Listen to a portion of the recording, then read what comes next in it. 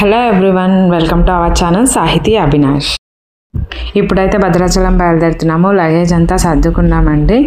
సర్దుకొని 2 days trip అయితే plan చేసుకున్నాము.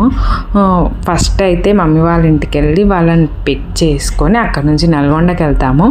నల్గొండలో ఆ రోజు నైట్ స్టే చేసి మా అత్తయ్య వాళ్ళ ఇంట్లో పడుకొని నెక్స్ట్ డే మార్నింగ్ విజయవాడ వెళ్తాము. విజయవాడ నుండి భద్రాచలం అయితే వెళ్తాము. యాక్చువల్గా ప్లానింగ్లో అయితే భద్రాచలం ఒకటే ఉండే. సో విజయవాడ కూడా నియర్ బై కాబట్టి ఒక చిన్న మొక్కు ఉందనమాట. పిల్లలకి గుండు చేయిస్తానని మొక్కున్నాను. అది కూడా కంప్లీట్ అవుతుంది. కార్తీక మాసంలో విజయవాడ భద్రాచలం వెళ్ళినట్టు ఉంటుంది.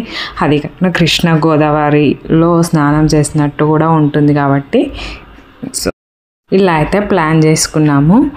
సో ఫస్ట్ అయితే ఇప్పుడు అత్తయ్య వాళ్ళ ఇంటికి వెళ్ళాలి. మమ్మీ వాళ్ళని పిక్ చేసుకొని వెళ్తాము. అండ్ ఏంటంటే నేను 3 సార్లు గుండ్లు తీయిస్తాను దేవుని దగ్గరనే అని మొక్కున్నాను. మా పెద్ద అబ్బాయి అయాన్కి అయితే 3 సార్లు తీయించాను దేవుని దగ్గరే. అండ్ చిన్న అబ్బాయికి కూడా సేమ్ అదే విధంగా అనుకుంటున్నాను. ఫస్ట్ అయితే యాదగిరిగుట్టలో తీయించాను, సెకండ్ వచ్చేసి శ్రీశైలం, థర్డ్ వచ్చేసి విజయవాడ. సో విజయవాడ దుర్గమ్మను దర్శించుకున్నట్టు ఉంటుంది, వాళ్ళకు గుండు చేయించినట్టు ఉంటుంది, కృష్ణానదిలో స్నానం చేసినట్టు ఉంటుంది. సో అందుకే విజయవాడ ప్లాన్ అయితే చేసుకున్నాము. అక్కడ నుండి భద్రాచలం మేము ముందుగానే ప్లాన్ చేస్తున్నాం అనమాట. భద్రాచలం గోదావరిలో స్నానం చేయాలనేసి. కార్తీక మాసం కంప్లీట్ అయిపోయే లోపల ఇది కంప్లీట్ అవ్వాలి. వచ్చేసి November 29th వీడియో అండి. ఇంకా 2 days ఉంది కార్తీక మాసం కంప్లీట్ అవ్వడానికి. అంతకుముందు ట్రై చేసాం కానీ కుదరలేదు, కొన్ని రీజన్స్ వల్ల వెళ్ళలేకపోయాము. సో ఈ 2 daysలో అయితే ప్లాన్ చేసుకున్నాము. సో ఫైనల్లీ అయితే బయలుదేరుతున్నాము. ఈ 2 daysలో అయితే 2 trips అయితే కవర్ చేస్తాము. ఇంకా పిల్లల్ని తీసుకెళ్ళడం అదొక రిస్క్ పని. వాళ్ళకి కావాల్సినవన్నీ జాగ్రత్తగా పెట్టుకున్నానా లేదా 1-2 సార్లు చెక్ చేసుకొని మరీ వెళ్తున్నానండి. ఎందుకంటే వాళ్ళకి ఒక చిన్నది లేకపోయినా కూడా చాలా ఇబ్బంది పడాల్సి వస్తుంది వెళ్ళిన ప్లేస్లో. అందుకే ప్రతి ఒక్కటి అయితే కరెక్ట్గా చూసుకొని పెట్టుకున్నాను. అండ్ మా ఆర్యాన్కి అయితే గుండె అయిపోతుంది విజయవాడలో. అండ్ పిల్లలతో ట్రిప్ కూడా అంత ఈజీ కాదండి, చాలా ప్రాబ్లమ్స్ అయితే ఫేస్ చేయాల్సి వస్తుంది మనము. అండ్ ఈ వింటర్ సీజన్ జలుబు, దగ్గు, జ్వరం ఇలాంటివి ఎక్కువ వస్తుంటాయి కాబట్టి మనం చాలా కేర్గా చాలా జాగ్రత్తగా అయితే ఉండాలి. ఇదిగోండి మమ్మీ వాళ్ళ ఇంటికి అయితే వచ్చేసాము. సో ఇక్కడ మమ్మీ వాళ్ళని అయితే పిక్ చేసుకుంటాము. మమ్మీ తమ్ముడు వస్తున్నారు.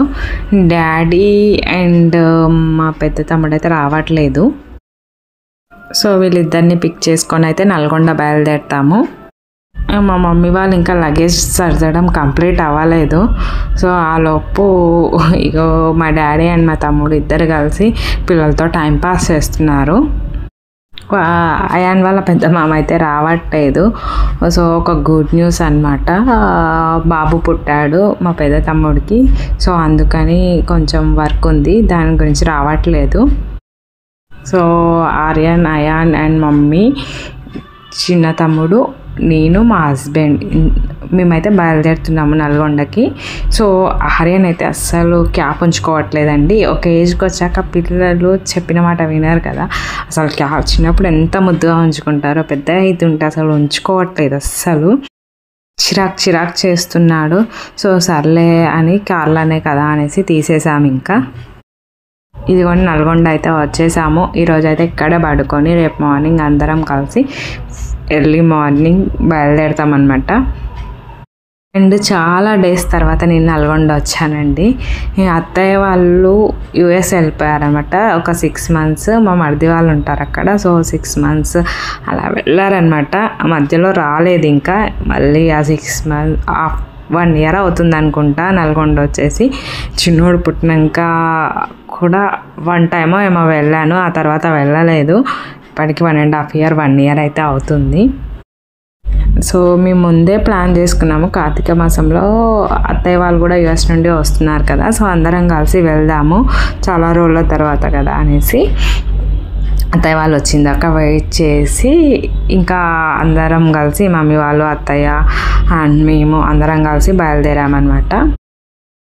ఫైనల్గా నల్గొండ అయితే వచ్చేసాము. 2 hours జర్నీ అండి. సో ఆర్యన్ పడుకున్నాడు, ఇంకా అయాన్ అయితే పడుకోలేదు ఇంకా.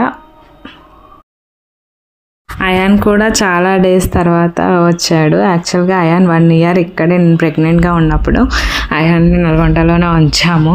సో అత్తయ్య వాళ్ళకు బాగానే కనెక్ట్ అయిపోయాడు. అప్పుడు వానికి అంత తెలియదు అనమాట, కానీ ఇప్పుడు అన్నీ తెలుసు, అన్నీ తెలుస్తున్నాయి కాబట్టి ఇప్పుడు కొంచెం కొత్తగా అనిపిస్తుంది వానికి. ఇంకా అత్తయ్య అయితే ప్రిపరేషన్ స్టార్ట్ చేశారు, రేపొద్దున ఏమేమి తీసుకెళ్ళాలి అనేసి. టమాటా పచ్చడి చేస్తుంది, టమాటా చట్నీ చేస్తుంది, అండ్ పులిహోర చేస్తుంది, అండ్ చపాతీలు, రైస్, ఇలా ఇవన్నీ కొన్ని ప్రిపరేషన్స్ అయితే చేసుకొని బయలుదేరుతామని. మార్నింగ్ 3 o'clock 4 o'clock అట్లా రెడీ అయిపోయామండి. రెడీ అయిపోయి ఆర్యన్ కూడా మాతో పాటే లేచాడు, అంత ఎర్లీ మార్నింగ్.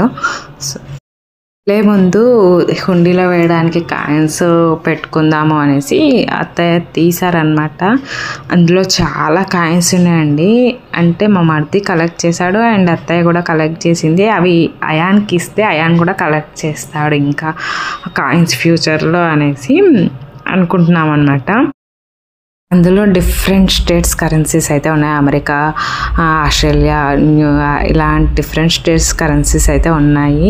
అన్ని చాలా అంటే చాలా ఉన్నాయి. మన దగ్గర 1 rupee 1 paisa దగ్గర నుంచి ప్రతి ఒక్కటి ఉన్నాయన్నమాట. నేను ఎప్పుడైనా చూపిస్తాను మీకు తర్వాత. ఇప్పుడైతే శాంపిల్కి కొన్ని చూపించమన్నాను మా హస్బెండ్ని, చూపిస్తున్నారు చూడండి. అది US కాయిన్ అనుకుంటా. ఇలా డిఫరెంట్ స్టేట్స్ కరెన్సీస్ అయితే కలెక్ట్ చేసి పెట్టారు. ఇవి తర్వాత అయాన్కి ఇస్తుంది అనమాట అత్తయ్య. ఆ తర్వాత అయాన్ కలెక్ట్ చేయాల్సి ఉంటుంది. ఇలా కాయిన్స్ కలెక్ట్ చేయడం మీలో ఎంతమందికి అలవాటు ఉందో నా కామెంట్ సెక్షన్లో అయితే కామెంట్ చేయండి. చాలా మంచి గుడ్ హ్యాబిట్ కదా ఇది. ఇంకా అందరము రెడీ అయిపోయాము. ఒకసారి ఇలా ఫొటోస్ తీసుకొని బయలుదేరదామనేసి ఆగామన్నమాట. ఆర్యన్ అయాన్లకైతే గుండె అయిపోతుంది. సో జుట్టు మీద కనపడరు, చాలా డేస్ తర్వాత మళ్ళీ చూస్తాం కాబట్టి కొన్ని ఫొటోస్ అయితే దిగాము. లగేజ్ చాలా అయిపోయిందనమాట. వాటర్ క్యాన్స్, ఫుడ్ ఇదంతా పెట్టుకునేసరికి కార్ అయితే ఫుల్ అయిపోయింది. కానీ తప్పదు కదా, పిల్లలు ఉన్నప్పుడు చాలా జాగ్రత్తగా ఉండాలి. వాటర్తో సహా అన్నీ మనం ఇంట్లో నుండి తీసుకోపోతేనే చాలా మంచిది. ఇక్కడైతే ఇక టిఫిన్కి ఆగామండి. ఇక్కడ టిఫిన్ చేసి మళ్ళీ బయలుదేరుతాము. లంచ్ అయితే ఆల్రెడీ ప్రిపేర్గానే ఉంది. లంచ్ ఇంకా చేయాల్సిన అవసరం లేదు, రూమ్లోనే చేసేస్తాము. ఫైనల్గా విజయవాడ అయితే వచ్చేసింది. కార్తీక మాసంలో విజయవాడ రావడం చాలా హ్యాపీగా ఉంది. అండ్ కృష్ణానది స్నానాలు కార్తీక మాసంలో చాలా మంచివి అంటారు కదా, అలాగే పిల్లలకు గుండ్లు కూడా కంప్లీట్ అయిపోతాయి. అండ్ దుర్గమ్మను కూడా కార్తీక మాసంలో దర్శించుకున్నట్లు ఉంటుంది అనేసి అయితే వచ్చేసాము ఫైనల్గా.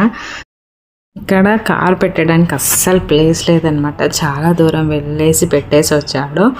లోపల నేను ఆర్యాన్కి గుండు చేయించాను, అయాన్కి అయితే అత్తయ్య పట్టుకున్నారనమాట. ఆర్యన్ అస్సలు ఉండలేదు గుండు చేయించేటప్పుడు, వానికి అర్థమవుతుంది కదా స్పర్శ. సో అస్సలు కూర్చోలేదు, చాలా ఇబ్బంది పడ్డాడు. బట్ చాలా సేఫ్గానే అయ్యింది. నేనైతే 3 కత్తెలు ఇచ్చాను. నేను కూడా 3 times ఆర్యన్కి గుండు చేసిన ప్రతిసారి నేను కూడా 3 కత్తెలు అయితే ఇస్తున్నాను. తర్వాత కృష్ణలో స్నానం చేసి దుర్గమ్మ దగ్గరికి అయితే వెళ్తాము. వాటర్ అయితే పర్లేదండి, బాగానే ఉన్నాయి కృష్ణలో. ఇంత ముందుకు బాగా ఫ్లడ్స్ వచ్చి ఇబ్బంది అయ్యింది, బట్ ఇప్పుడైతే ఓకే బాగానే ఉంది. అండ్ కార్తీక మాసం కదా, అందుకే ఉసిరి దీపాలు 365 ఒత్తులు వెలిగిద్దామనేసి అట్టి డొప్పలు అయితే కొనుక్కొని వెళ్తున్నాము.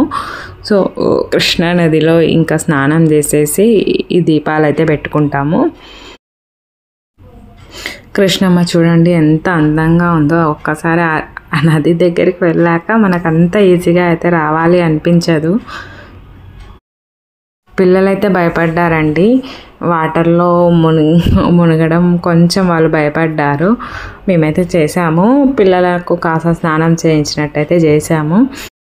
బట్ వాళ్ళ పిల్లలైతే చాలా హ్యాపీగా ఫీల్ అయ్యారు. వాటర్ని చూసి హ్యాపీగా ఫీల్ అవుతున్నారు, కానీ వాటర్లో మునగడం వాళ్ళకు భయం వేస్తుంది అనమాట. సో కాస్త అయితే భయపడ్డారు, బట్ పర్లేదు చేయించి. తర్వాత ఫ్రెష్ అయిపోయి దుర్గమ్మ దగ్గరికి అయితే వెళ్తాము.